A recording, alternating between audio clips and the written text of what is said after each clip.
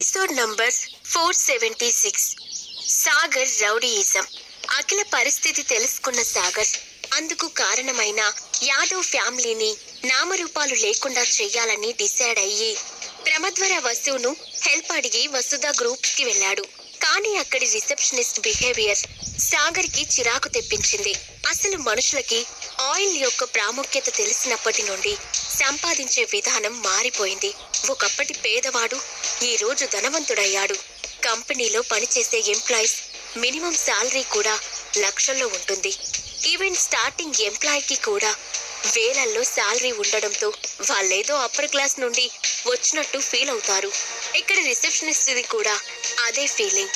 అందుకే సాగర్ వైపు సీరియస్ గా చూస్తూ, అపాయింట్మెంట్ లేకపోతే కంపెనీ ప్రెసిడెంట్ ని కలవడం కుదరదు, మీరు ఇక వెళ్ళొచ్చు అని చిరాకుగా చెప్పి కాల్ మాట్లాడటంలో బిజీ అయిపోయింది. ఆమెను ఒక క్షణం గమనించి, సారీ మిస్, యాక్సిడెంటల్ గా ఇక్కడికి రావడం వల్ల అపాయింట్మెంట్ తీసుకోవడం కుదరలేదు. ఈ రోజు నేను ప్రెసిడెంట్ గారితో చాలా ముఖ్యమైన విషయం మాట్లాడాలి. ఏమైనా పాసిబిలిటీ ఉంటే ఒకసారి అపాయింట్మెంట్ ఫిక్స్ చేయడానికి ట్రై చేయండి అని మరొకసారి హుందాగా అడిగాడు సాగర్. ఆ మాటతో ఒక్కసారిగా టేబుల్ మీద టప్మని చేత్తో కొట్టి కోపంగా పైకి లేచిన రిసెప్షనిస్ట్, నీకొకసారి చెప్తే అర్థం కాదా?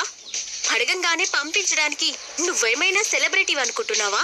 లేదంటే ఎవరు పడితే వాళ్ళు వచ్చి మీట్ అవ్వడానికి మా ప్రెసిడెంట్ ఏమైనా కామన్ మ్యాన్ అనుకున్నావా?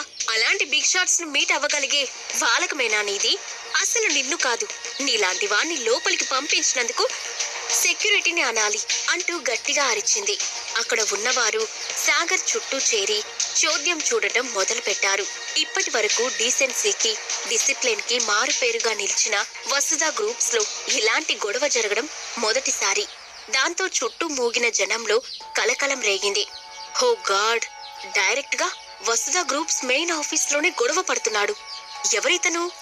ఇప్పటి వరకు క్యాపిటల్లో ఇతన్ని ఎప్పుడు చూడలేదే అని ఒకరు కామెంట్ చేస్తే, యా, అందుకే అతని బిహేవియర్ మనకంటే చాలా డిఫరెంట్ గా ఉంది. నడమంత్రపు సిరి అనుకుంటా, అందుకే ఎగిరెగిరి పడుతున్నాడు. అయినా డబ్బుంటే మాత్రం అందరూ రిచ్ అయిపోతారా, లేక వసుధ గ్రూప్స్ కి ఓనర్స్ అయిపోతారా అని మరొకరు వ్యంగ్యంగా మాట్లాడారు. అక్కడున్న వారందరూ జరుగుతున్న సంఘటనని సినిమాలాగా చూస్తూ ఉన్నారు తప్ప ఒక్కరు కూడా ఆపడానికి ప్రయత్నించలేదు. వాళ్ళేదో ఉత్తములు అన్నట్టు సాగర్ ని జడ్జ్ చేసి నోటికి వచ్చిన కామెంట్స్ చేస్తూ తాము దేశాన్ని ఉద్ధరించే వాళ్ళు అన్నట్లు ఫీల్ అవుతున్నారు. అయితే అదంతా చూసిన సాగర్ కి విపరీతమైన కోపం వచ్చింది. కానీ తను వచ్చిన పనిని దృష్టిలో పెట్టుకొని కోపాన్ని కంట్రోల్ చేసుకుంటూ, అబ్బా, అసలు ఈ పిల్ల ప్రాబ్లం ఏంటి? నేనేదో జస్ట్ అపాయింట్మెంట్ గురించి అడిగితే ఏదో ఆస్తులు అడిగినట్టు ఫీల్ అయిపోతుంది. అయినా ఈవిడకి జీతం ఇచ్చేది జాబ్ చేయడానికా లేక పర్సనల్ కాల్స్ మాట్లాడడానికా అని చిరాకుగా అన్నాడు. అయితే తను అంత గట్టిగా అరుస్తున్నా సాగర్ ఒక్క మాట కూడా మాట్లాడకపోవడంతో రిసెప్షనిస్ట్ కి విపరీతమైన కోపం వచ్చింది. హే, నేను నీతోనే మాట్లాడుతున్నాను, వినిపించట్లేదా? పో ఇక్కడి నుండి, లేదంటే సెక్యూరిటీని పిలిచి మెడ పట్టుకొని బయటకి గెంటిస్తాను. గాట్ ఇట్ అని సాగర్ ను దారుణంగా ఇన్సల్ట్ చేసింది రిసెప్షనిస్ట్. ఆమె మాటలకి సాగర్ లోని ఓపిక నశించింది. ఎర్రబడ్డ కళ్ళతో తీక్షణంగా ఆమె వైపు చూస్తూ, ఆర్ యు మ్యాడ్? నేను జస్ట్ ఒక అపాయింట్మెంట్ కోసం అడిగితే తోక తెగిన కోతిలా గంతులేస్తున్నావేంటి? నీకు కుదరకపోతే అదే విషయాన్ని నాకు పొలైట్ గా చెప్పాలి, అంతేగాని బయటికి గెంటించడమేంటి? డోంట్ యూ హ్యావ్ మేనర్స్ అని కంగుమన్న కంఠంతో అడిగాడు. కనీసం వచ్చిన వ్యక్తి ఎవరో కూడా తెలుసుకోకుండా హద్దులు మీరి మాట్లాడిన ఆ అమ్మాయితో ఇక మీదట నెమ్మదిగా మాట్లాడకూడదని నిర్ణయం తీసుకున్నాడు సాగర్. వసుధ గ్రూప్స్ లో తను కూడా one of the top most share holder అన్న విషయాన్ని ఆమెకు చెప్పడం సాగర్ కి ఇష్టం లేదు. అంతమంది ముందు సాగర్ తనను ఎదిరించినట్టు మాట్లాడటాన్ని రిసెప్షనిస్ట్ సహించలేకపోయింది. ఆవేశంగా పైకి లేచి, నీలాంటి వాళ్లతో మాట్లాడి టైం వేస్ట్ చేసుకోవాల్సిన అవసరం నాకు లేదు. ఈ సిటీలో ఎలాంటి స్టేటస్ లేని వాళ్ళు నా దృష్టిలో యూజ్లెస్ పీపుల్ అని చేతులు కట్టుకొని తల పైకెత్తి పొగరుగా చెప్పింది. ఆ మాటకి కోపం వచ్చిన సాగర్ నోరు తెరిచి ఏదో మాట్లాడడానికి ప్రయత్నించాడు. కానీ అతనికి ఆ అవకాశం ఇవ్వడం ఇష్టం లేనట్టు గట్టిగా సెక్యూరిటీ అని కేక వేసింది రిసెప్షనిస్ట్. ఆ వెంటనే బలిష్టంగా దృఢంగా ఉన్న ఒక 5 సెక్యూరిటీ గార్డ్స్ అక్కడ ప్రత్యక్షమై ఎస్ మేడం అంటూ ఆమె ముందుకు వచ్చి వినయంగా అడిగారు. అయితే వసుధ గ్రూప్స్ లో వర్క్ చేసే సెక్యూరిటీ కూడా చాలా క్యాపబుల్ అని వాళ్ళ పర్సనాలిటీ చూస్తుంటేనే అర్థమైపోతుంది. అందుకే సాగర్ అప్పటికప్పుడే ఒక నిర్ణయానికి వచ్చి పొగరుగా రిసెప్షనిస్ట్ వైపు చూశాడు. కానీ ఆమె ఏమాత్రం తగ్గకుండా అక్కడ నిలబడిన వ్యక్తిని వెంటనే బయటకు గెంటేయండి. అసలు ఎవరిని పడితే వాళ్ళను లోపలికి ఎందుకు పంపిస్తున్నారు? వాళ్ళ వల్ల కంపెనీ ఇమేజ్ డ్యామేజ్ అవుతుంది. ఈ విషయం సార్కి తెలిస్తే కంపెనీకి నష్టం తెచ్చారని మిమ్మల్ని జాబ్స్ నుంచి తీసేస్తారు. అప్పుడు మీ పరిస్థితి ఏమవుతుందో తెలుసా అని గట్టిగా అడిగింది రిసెప్షనిస్ట్. ఐఎమ్ సారీ మేడం, మా వల్ల ఇంకొకసారి పొరపాటు జరగదు అని మర్యాదగా ఆమెకు చెప్పి సాగర్ వైపు తిరిగి సార్ ప్లీజ్ మాకు కోఆపరేట్ చేయండి, ఇక్కడ ఎలాంటి న్యూసెన్స్ క్రియేట్ చేయొద్దు అంటూ బయటకి చెయ్యి చూపించాడు ఒక సెక్యూరిటీ గార్డ్. అప్పటికి రిసెప్షనిస్ట్ ప్రవర్తనకి విసిగిపోయిన సాగర్ ఆమె కళ్ళలోకి సూటిగా చూస్తూ నన్ను బయటకు వెళ్ళమని చెప్పడానికి నువ్వెవరు? What rights you have? Are you ready to bear the consequences అని బేస్ వాయిస్ తో అడిగాడు. What rubbish are you talking? నేనిక్కడ one of the top most ఎంప్లాయీని. నాకు లేని రైట్స్ అంటూ లేవు. అలాంటిది నన్నే అంటావా? అసలు ఇంతసేపు నీలాంటి లో క్లాస్ పీపుల్ తో మాట్లాడటమే చాలా ఎక్కువ. అనవసరంగా ఇష్యూ చేయకుండా బయటకు పో, అది నీ ఒంటికి చాలా మంచిది అని సాగతీస్తూ అహంకారంగా మాట్లాడింది రిసెప్షనిస్ట్. అచ్చా, నా స్టేటస్ గురించి తర్వాత డిస్కస్ చేద్దాంలే కానీ నన్నే బెదిరిస్తావా? చూస్తూ ఉండు. ఈ రోజు మిస్టర్ దయానిధి గారిని మీట్ అవ్వకుండా ఇక్కడి నుండి అడుగు బయట పెట్టేదే లేదు. నీకేం కావాలంటే అది చేసుకో, ఐ డోంట్ కేర్ అని కేర్లెస్ గా చూశాడు సాగర్. ఆ మాటలకి సెక్యూరిటీ గార్డులు సాగర్ కి ఇంకాస్త దగ్గరగా జరిగారు. అందులో ఒకడు మాట్లాడుతూ ఓకే సార్, మేము ఎంతగా చెప్తున్నా మీరు వినట్లేదు కాబట్టి తర్వాత జరిగే పరిణామాలతో మాకు సంబంధం లేదు. మా డ్యూటీ మేము చెయ్యాలి కాబట్టి మీ మీద యాక్షన్ తీసుకోక తప్పదు అని సీరియస్ గా చెప్తూ ఒక్కసారిగా సాగర్ మీద చెయ్యి ఎత్తాడు. సరే రండి, మీ ముచ్చట నేనెందుకు కాదనాలి? అసలే వామప్ చేసి చాలా రోజులైంది. మిమ్మల్ని 4 ఉతికితే నాకు కూడా ప్రాక్టీస్ అయిపోతుంది అంటూ ఒకసారి బాడీని స్ట్రెచ్ చేసి తన మీదకి చెయ్యెత్తిన వాడిని ఒకే ఒక్క కిక్కుతో పడగొట్టేశాడు సాగర్. అది చూసిన సెక్యూరిటీ గార్డ్స్ ఒక్కసారిగా షాక్ అయ్యారు. సాగర్ కెపాసిటీ ఏంటో ఆ దెబ్బకి వాళ్ళకి అర్థమయ్యి టెన్షన్ తో ఒళ్ళంతా చెమటలు పట్టాయి. కానీ వాళ్ళు అటాక్ చేయకపోతే రిసెప్షనిస్ట్ కోపానికి గురి కావాల్సి వస్తుందని భయపడి అందరూ కలిసి ఒకేసారి సాగర్ ను రౌండ్ అప్ చేసేశారు. అందరి మధ్యలో రౌండ్ గా తిరుగుతూ తన కరాటే కిక్స్ ఒక్కొక్కటి సెక్యూరిటీ వాళ్ళకి రుచి చూపిస్తూ వాళ్ళందర్నీ ఉతికి ఆరేశాడు సాగర్. అదంతా చూసిన జనం ఇతనెవరో చాలా పవర్ఫుల్ అనుకుంటా, అనవసరంగా సెక్యూరిటీ గార్డ్స్ అతనితో గొడవ పెట్టుకున్నారు. కానీ ఆఫీస్ లో జరిగిన గొడవకి వసుధ గ్రూప్స్ ఎలా రియాక్ట్ అవుతుందో చూడాలి, ఇతనికి ఎలాంటి పనిష్మెంట్ ఇస్తుందో మరి అని జాలిగా అనుకున్నారు. అక్కడున్న సెక్యూరిటీ గార్డ్స్ అందరూ నేల మీద పడిపోవడంతో మూవీ అయిపోయిందా లేక ఇంకా ఎవరినైనా పిలుస్తావా అని ఎగతాళిగా అంటూ రిసెప్షనిస్ట్ వైపు చూశాడు సాగర్.